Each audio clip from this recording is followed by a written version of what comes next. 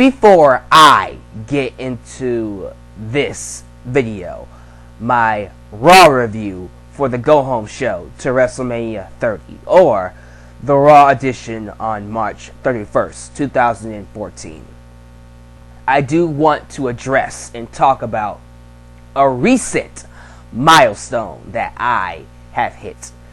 Your boy, Alyx, as of this video, has surpassed 10,000 subscribers. I think this is an awesome feat.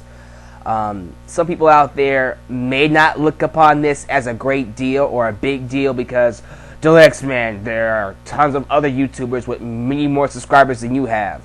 Nostalgia critics, the Jeremy Johns, movie reviewers, PewDiePies, I don't know, the people you watch that have many more subscribers who are in the millions and the 100,000s.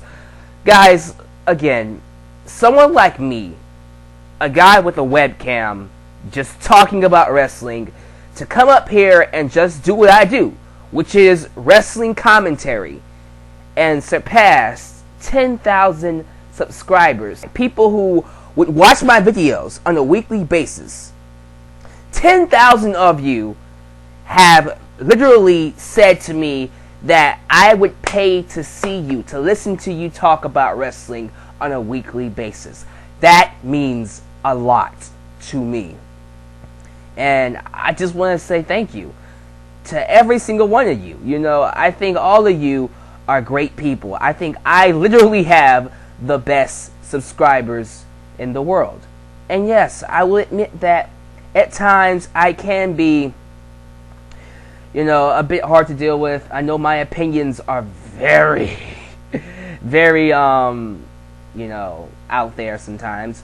And there are days where I might be on this side, and the next day I'll be on this side, just like everybody else would be. But again, because I'm in the spotlight, it's more noticeable. Whatever. I don't care how you view me. I really don't, get all caught up in how people view Alyx, All I know is, guys, I have fun doing this on a weekly basis. I have fun coming up here and debating about wrestling, talking about wrestling, giving my perspective on wrestling, and you guys loving it and appreciating it. And as I climb higher on this mountain, the more people I get supporting me, the more haters I'm gonna get. And those haters are growing number by number. And I'm telling my haters right now, bring it on. I welcome my haters as much as I welcome my supporters. Thank you all for making Alyx, a resident YWCer, I suppose, a resident member of this community, and a top member apparently. People look up to me. People watch my videos as inspiration to do wrestling videos. That means a lot.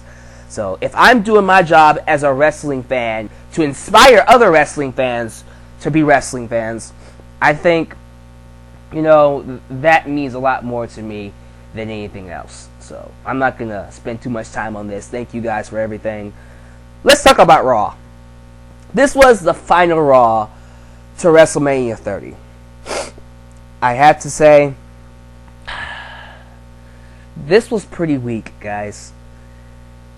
In terms of, making us interested in the lower cards, the mid cards, and not the main events. This was pretty weak. The main events, they're fine, okay? Taker versus Brock Lesnar. By the way, this opened up the show. Taker comes out, tells us that Brock Lesnar is going to rest in peace. And then Lesnar finally gets something over Taker. An F5. It's an F5. I would rather Brock Lesnar beat the living hell out of Taker. Perhaps injure him.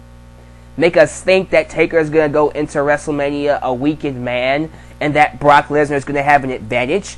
And, oh, look at that. Now it's more likely that he'll end the streak because he's injured a Taker. He F5'd him.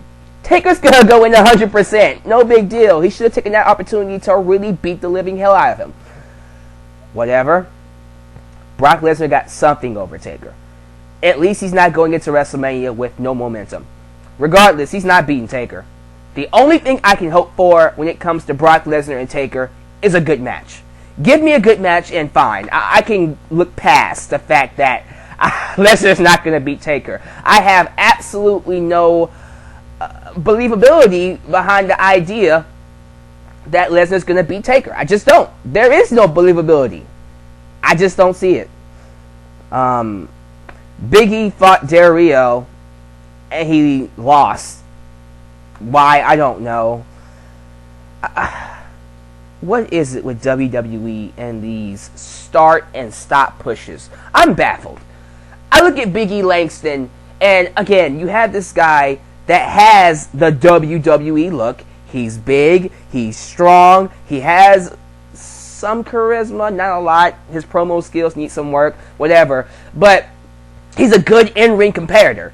And I can look past his lack of personality and get behind him as a dominant champion if you just give him the goddamn 5-count gimmick he had in NXT. His theme song talks about it. Just use it. Make him a dominant IC champion. Somebody that would fight wrestlers and give them an advantage over him. You have to beat me by 3 counts while I want to beat you by 5 counts. What is so hard about that? But they don't do that. They just push him and then stop. He's gone to a level of irrelevance now. He's not even going to have a match at WrestleMania for the IC Championship. He's in the freaking Battle Royal. But the Intercontinental Champion doesn't have a match by himself on WrestleMania. And I think that's pathetic. Absolutely pathetic. I am baffled at the lack of direction and misusage of Big E. And again, it's somebody that's a part of the WWE mode. You would think that someone like Big E would be treated well. It's someone they created that we like, yet he still doesn't get treated well. I don't get it. I don't. I really don't. Bray Wyatt cut a promo, and it was awesome. What else is new? I like the little line he threw in there about the kids. Do I have your attention now, kids? And him, saying he's going to eat John Cena's world and stuff like that. It's awesome. His promos are perhaps the best thing going for WWE right now, next to Daniel Bryan. And I really mean that. To me, Bray Wyatt has gotten so good that I can honestly say that he's a better promoist than CM Punk is. Yeah, and I had no gripes about saying that.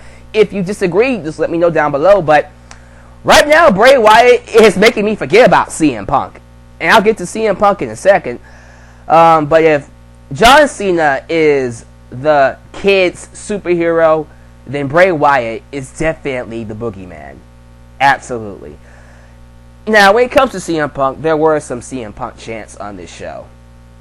And I see a lot of people not happy about it. Guys, I'm at the point now where I just don't care. If the fans want to chant CM Punk, let them. They just have no meaning anymore. It's pointless. I'm not bothered by it, but I'm not in support of it anymore because CM Punk is not going to come back. If he does come back, he'll come back on his own time. So there's really no point in us chanting CM Punk anymore. If he doesn't come back, oh well. He's had a great career. So whatever. I've just given up on caring about the CM Punk chants. I still think the fans should chant it if they want to, but it's whatever. I don't care. Summer Rae fought Natalya, playing off of the Total Divas show, and I did a review on that. It was a good match. I'm not going to hate on it. Now, what really confused me, though, is the announcement for the Divas match. Apparently, and if I'm not mistaken, all 14 Divas on the roster are going to be competing inside the ring for a one fall match. In other words, the first person to pin somebody wins the match. There is no elimination.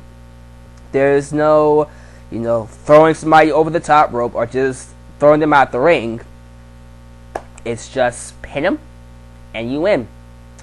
This is going to be a cluster fuck.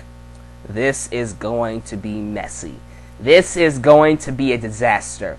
I thought the freaking, Miss WrestleMania at WrestleMania 25 match was bad. I'm scared this will be worse. It has the potential. It has the potential to be worse. And I'm hoping and praying that it doesn't be worse. Unfortunately, they couldn't just have a freaking gauntlet match or a battle royal at least. No, it has to be a clustered one fall to a finish match. Yuck. And then we got one of the best segments of the night. Triple H comes out with Stephanie McMahon, and he is just in full heel mode. He buries the audience. He buries Fandango and his dance, talking about how the crowd is very flaky and they get behind somebody or something and then just dump it the very next second. Like Fandango and his Fandango dance. Da-da. And that's true. It really is true. And then he buries all the freaking crowd favorites like Chris Jericho, Kurt Angle, blah, blah, blah, blah. And then he rolls a video or, a vignette of Triple H beating all of our fan favorites in the past. We wanted this Triple H, we got it. And I love it. I love this heel Triple H. And I thought this portion of the segment, it wasn't the entire segment, but this portion was one of the best parts of this entire Raw. I can't wait for his match against Daniel Bryan at WrestleMania. And I'll get to another reason why at the end of the show. Not the show, but the review. But anyways, Batista and Randy Orton come out, and I just kind of tuned out there. They just said the usual stuff. Randy Orton is kissing ass, hoping that Triple H won't take the title away from him. Please, Daddy, no. And Batista is acting like Batista, a Hollywood spoiled brat, apparently. And now their match later on is a no DQ match. Yay. Then we got the announcement that WrestleMania is now going to be 6 hours long. The pre-show is now 2 hours long. Don't ask me why, it just is. I think that's stupid. I have no idea what the hell they're going to do in 2 hours, with 2 hours of the pre-show. I do know one thing though.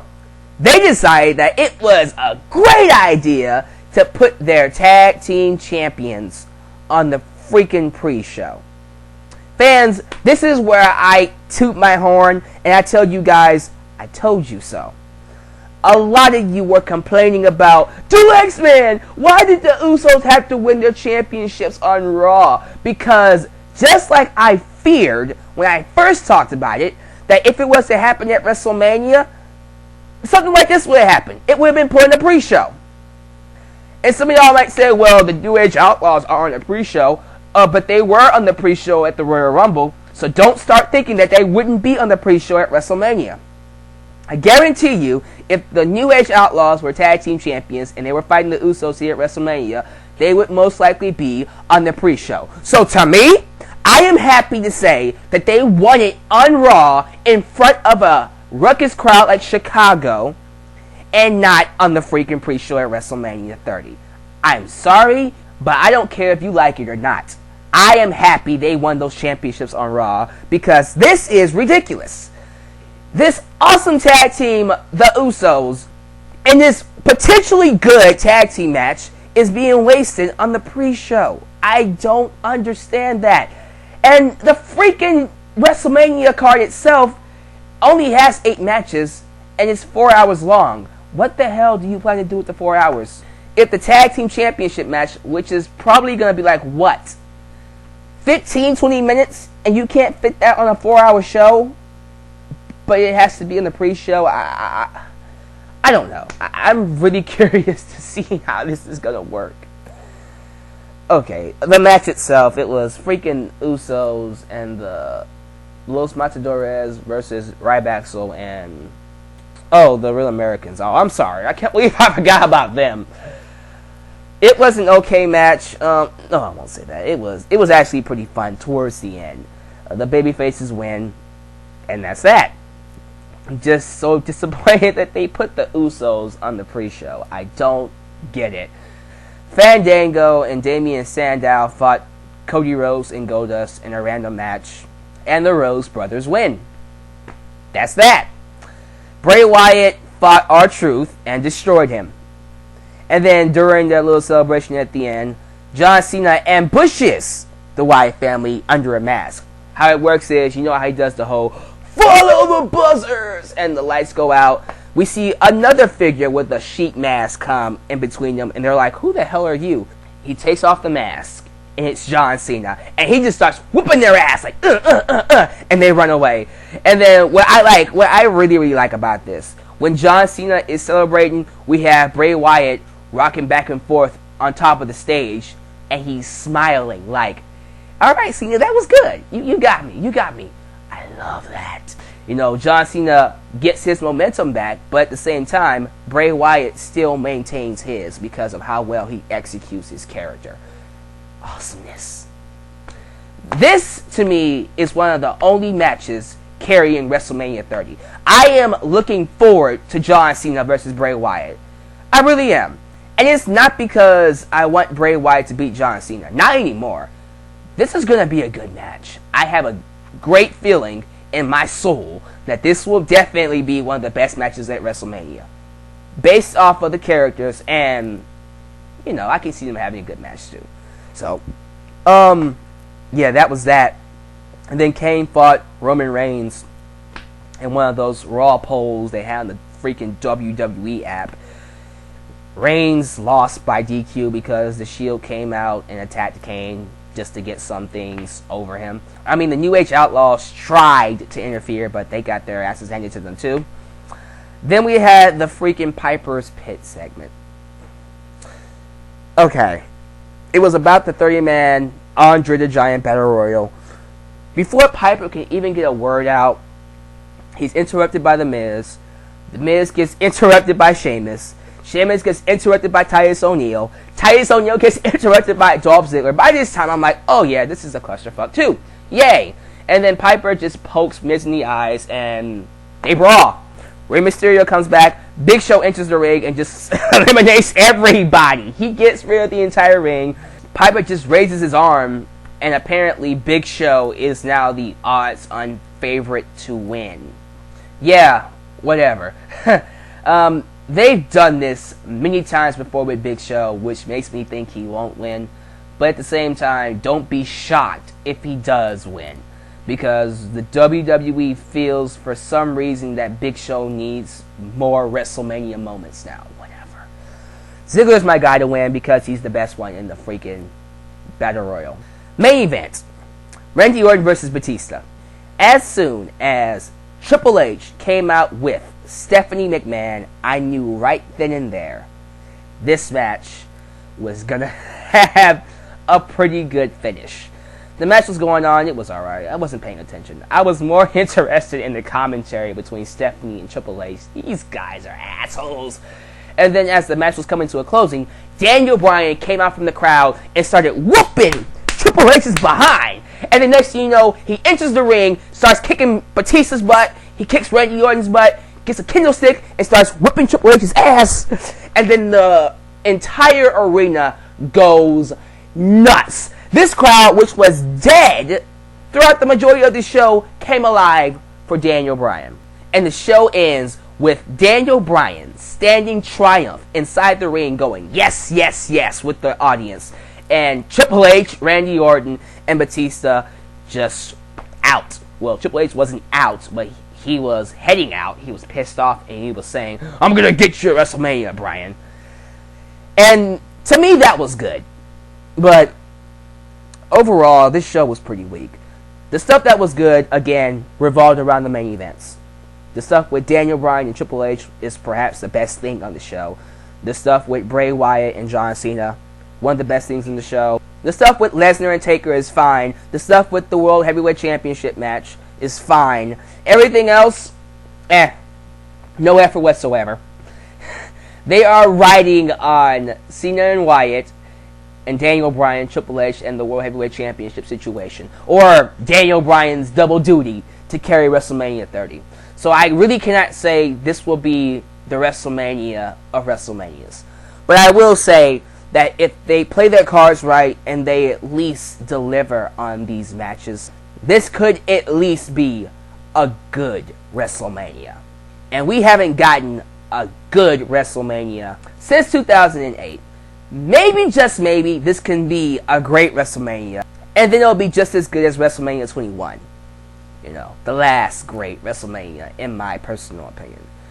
But we'll have to see, guys. I will give you my full thoughts on WrestleMania in my preview coming up this week. So look for that. Other than that, guys, please subscribe, like me on Facebook, follow me on Twitter, check out my second channel for tributes and mashups, and please go check out the mashups on the WWE channel as well as Wrestling Paradise. Everything down below in the description box. Thank you once again for helping me reach 10,000 subscribers. I'm only going to get even more popular as time goes by. Until then, guys, your boy, Alyx signing off. Peace out.